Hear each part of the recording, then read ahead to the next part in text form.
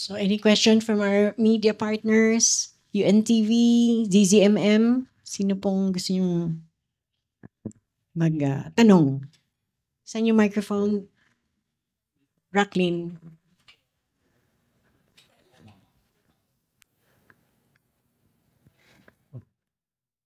Ano po ba pagkakaiba ng dating business nung tayo sa Telegram? Share that. Ngayon, ano po yan?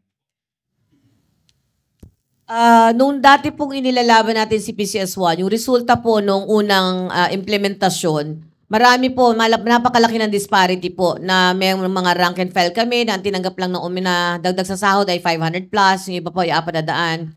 Where in fact, yung mga ABP and up, ay yun po ay naayos na. So in short, ito po ay nadinig. So ito po ay nadinig ng GCG. Ngayon po, si PCS2 po, nag-expired na po dapat October. Supposedly po, October po na napatupad na. October 2024. Ngayon po, August na po. So, 3 buwan na lang halos po. 1 taon na siya, magbe-birthday na uli. Hindi naman siguro kailangan paabutin pa ng 3 taon kasi yung implementation po should be 3 years po eh. So, ibig sabihin, kung kailang pang 3 taon na noong Oktubre, noon pa lang ba pag-aaralan? Yun po ay tanong sa amin. So, sa amin po mga presidente ng Union, kami po ay tinatanong ng aming mga miyembro, may ginagawa ba kayo? Nakaupo lang ba kayo? Naghihintay ba kayo? Hindi namin po pwedeng sagutin na ganun. So kami po, tuloy-tuloy po ang aming pakikipag-ugnayan sa GCG. Nagre-request po kami ng meeting. So itong CPCS2 po, ito po yung sagot sa pag-andar namin. Ang national government po sa inyo, for the proper information, naka-second tranche na po sila ng pag-usad ng pasahod.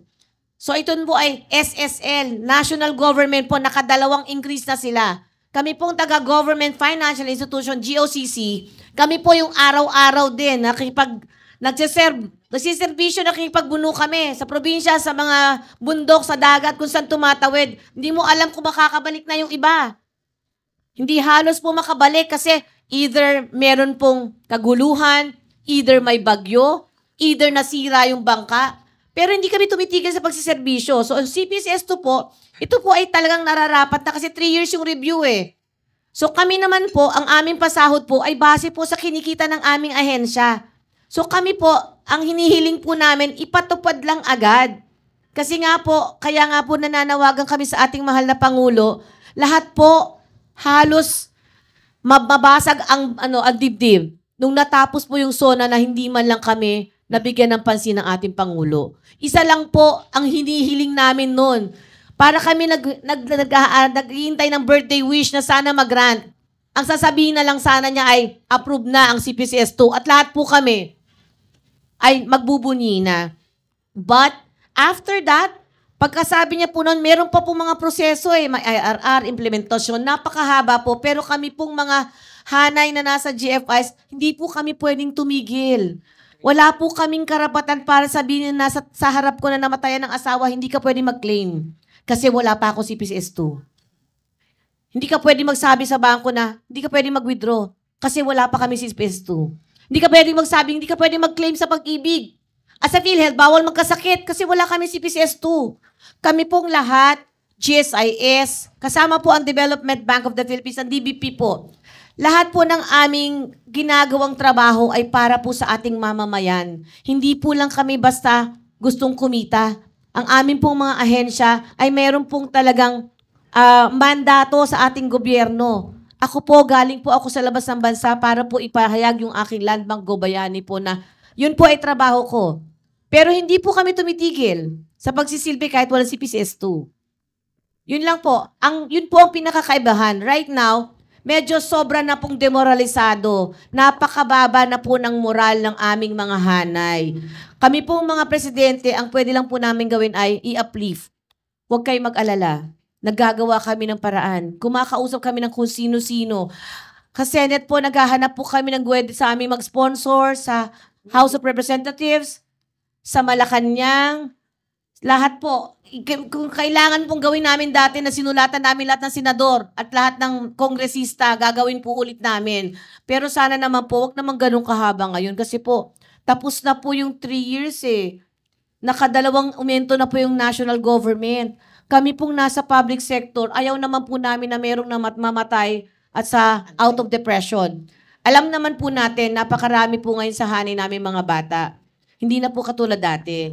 So ngayon po, iba po ang pananaw ng ating mga kabataan. Gusto nila laging mabilis. At mabilis din kasi sila magtrabaho. So siguro naman po nararapat sa aming mga hanay na bigyan naman po ng tamang aumento. Ito po ang hinihingi namin. Imagine niyo po, sa isang teller ko sa Land Bank, lalapit yung isang taga-Senate office, magkiklaim po ng rice allowance. Magkiklaim ng HMO allowance sila. Paano po yun? Sa amin po, wala. Pero pareho po tayong gobyerno taga-gobyerno. Pareho tayo nagsisilbi sa mga mamamayan. So sana po, yun yung sinasabi kong implementasyon po, kaibahan ng 1 at saka 2. At ang kinatatakot po namin, at sana naman hindi po mangyari ulit, kung ano po ang laman ng CPCS2. Nilalaban po namin siya ma-aproban at sana po, wag sanang maulit kung ano nangyari sa CPCS1. Kasi kami po ang nakipaglaban para maipalabas po yung CPCS1. Ang problema nung lumabas, hindi po para sa aming mga rank and file. Nananalangin po talaga kami na sana itong CPCS2 at sinasabi naman po ng GCG lahat ng aming suggestion, lahat ng inputs like retirement, HMO, bigas, at dati namin mga benepisyo ay nandun pa uli. Kasi hanggang ngayon po, simula po 2018 kami po ay may kaso sa Civil Service Commission kasi po sinuspindi po ang bigas namin, HMO, Children's Allowance, Seller's Allowance, Housing Allowance, Grocery Allowance, yung mga dati po namin tinatanggap na hindi pa po uso si GCG ay tinatanggap na po namin. So yun po ay pinaglalaban namin. Ito po ay demotion and diminution. Wala po kami hinihingi sobra. Lahat po sa hanay namin, wala po kaming hinihinging sobra. Kung ano pong hiningi namin, kung ano lang yung nararapat, at dati po namin tinatanggap. Kasi po, alam po namin at naniniwala kami na lahat po ng kawani ng GFIs ay nararapat po sa tamang pasahod at mga benepisyo because most of us are passionate workers of the employees, not government po. Hindi po kami pangkaraniwan na empleyado lang, napapasok lang ng 8 to 5 at wala nang pakialam sa mamamayan na nandyan sa harap ko dahil nagkiklaim ng death, nagkiklaim po ng sa calamity, nagkiklaim ng para sa gamot. Sa DBP kailangan sa kanila. Sa PDIC may masasaradong bangko. Di mo alam, nakukulong pa yung mga tao namin. Diba po? Yun lang po. Yun po yung kaibahan. Sana po, itong implementasyon, wag sana sir ikaw kasama namin. Sana po wag maulit yung CPCS1 na resulta. Sana po itong 2, yung mga retirement, sana po na pag na-approve, kasama na po lahat ng para sa empleyado. Yun lang po. Yung nararapat lang. Go ahead. Another question po. Hello po. Mia po from UNTV. Ma'am, para po mas maka-co-up po kami sa inyo sa nais po ninyong i-explain.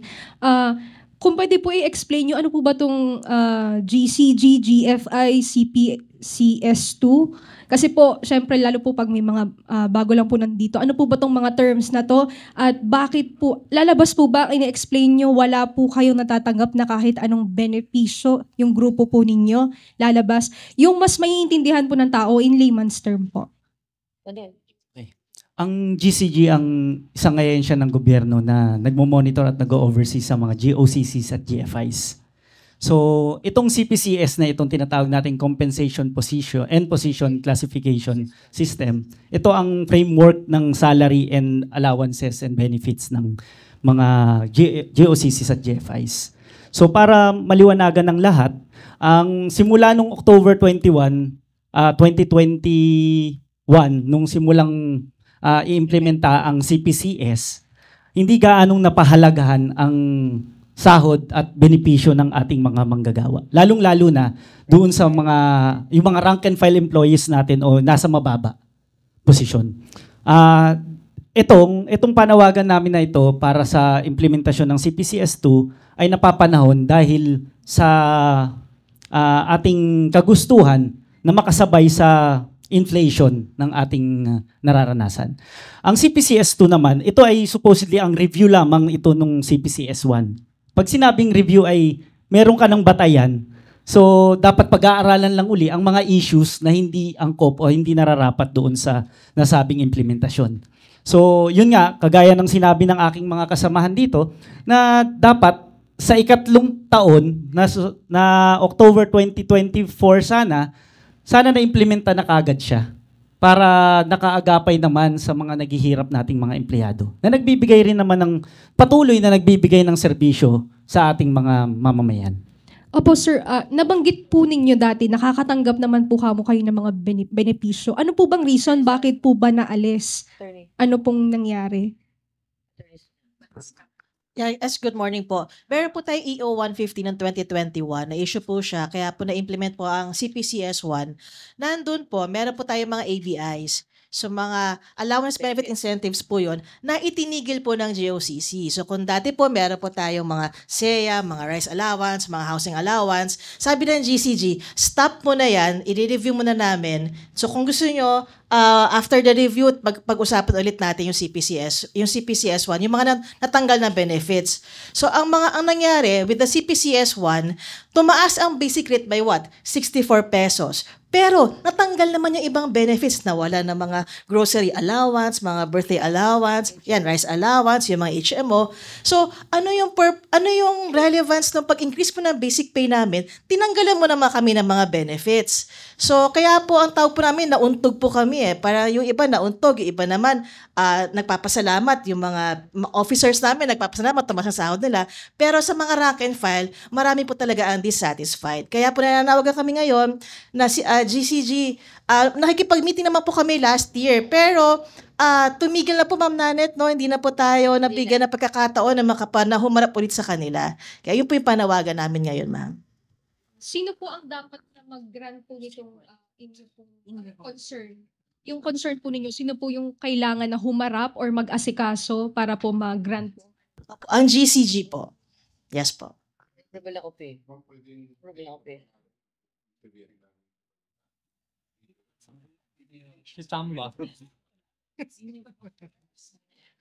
Attorney Corpus, Attorney Marcos. Actually, if I may po, okay, attorney sa head po ng GCG right now, si Attorney Marius Corpus. Okay? Kaso po, ito po ay kailangan pa pong aprubahan ng ating presidente. Okay? So yung GCG po ay kinreate siya para mag-control actually. Tama naman po kasi may mga nagmalabis. Totoo naman po. May mga ahensya po ng gobyerno na nagmalabis. Okay? So, ang problema po, yung mga hindi nagmalabis, kasama kami sa naapektuhan. Kasi po, hindi kami humingi ng pondo eh. So, yung mga board of directors namin ngayon, kahit gusto nila mag-approve, kahit ahensya namin, lahat po kami. Kumikita man kami nag-remit po kami ng 33 billion. Pero hindi po pwedeng magdesisyon yung ahensya namin. Kasi po may GCG at approval po ng presidente. Yun lang po yung hiningi namin. Approval at implementation, wala naman na pong problema eh. Kasi po lahat kami makakagalaw. Kasi ang iniisip po namin, kahit hindi po kami kinonsulta, lahat po ng sinulat namin doon na tungkol sa pasahod, katulad ng retirement, HMO, bigas, iniisip po nararamdaman namin, sana po, na nandoon na siya. So ngayon po, katulad ng dating CPCS1 na pinagsamahan natin, sir, nagmadali po kami, nag-press con din kami ng ganito, nagkaraban kami, minadali, na madali naman yung pagpa-approve, na pirmahan, na ilabas. Ang problema po, hindi naman para sa amin yung laman. So ngayon po, umaasa na naman kami. Imagine niyo, kumbaga sa pag-ibig, di ba? Madali ako umasa eh.